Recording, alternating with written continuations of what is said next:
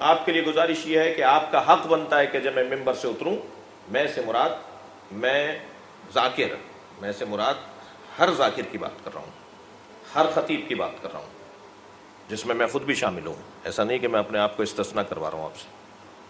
اور آپ کو اگر بات میری واضح نہیں تھی، میری بات روشن نہیں تھی، تو حق بنتا ہے سامع کا کہ وہ مجھ سے پوچھے کہ یہ بات آپ کی ناتمام تھی، یہ تشنہ تھی آپ کی بات.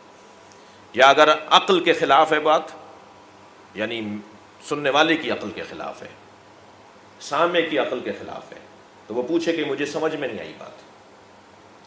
سل تفقہن، پوچھو سمجھنے کے لیے.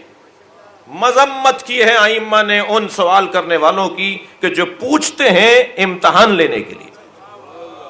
امتحان لینے کے لیے پوچھنے کی اجازت نہیں ہے، سمجھو پوچھنے کے لیے.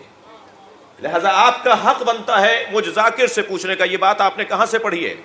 بات تو بہت اچھی ہے مگر میں کہیں نقل کرنا چاہتا ہوں. مجھ سے پوچھ لیا جائے گا کہ یہ آپ کہاں سے لے کر آئے، تو مجھے کتاب کا حوالہ دینا ہوگا، مجھے کتاب کا حوالہ دینا ہوگا. میں پابند ہوں آپ کو آیت کا نشان بتاؤں، میں پابند ہوں آپ کو حدیث کا حوالہ دوں، میں پابند ہوں آپ کو ایسے کوئی مطلب جو میں نے یہاں سے بیان کیا جس کو آپ کو کہیں نقل کرتے ہوئے آپ کو سہارے کی ضرورت ہو سکتی ہے، میں پابند ہوں کہ آپ کو جواب دوں اس کا.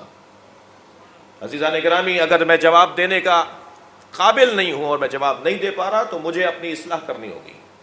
وہ دور پلٹائیے، وہ دور دوبارہ سے دہرائیے کہ جب مجلس کے بعد بیٹھکیں ہوتی تھیں اور مجلس کے نکات کے اوپر تبصرہ ہوتا تھا اور اس کے بیان میں تشنگی کے اوپر نشاندہی کی جاتی تھی، اور پھر آئندہ کی مجلس کے اندر اس کی وضاحت کا مطالبہ کیا جاتا تھا. وہ بزرگ، وہ اہل مطالعہ. بہرحال میرا بچپن ایسے شہر سے گزرا ہے کہ جہاں یہ ماحول بہت زیادہ تھا.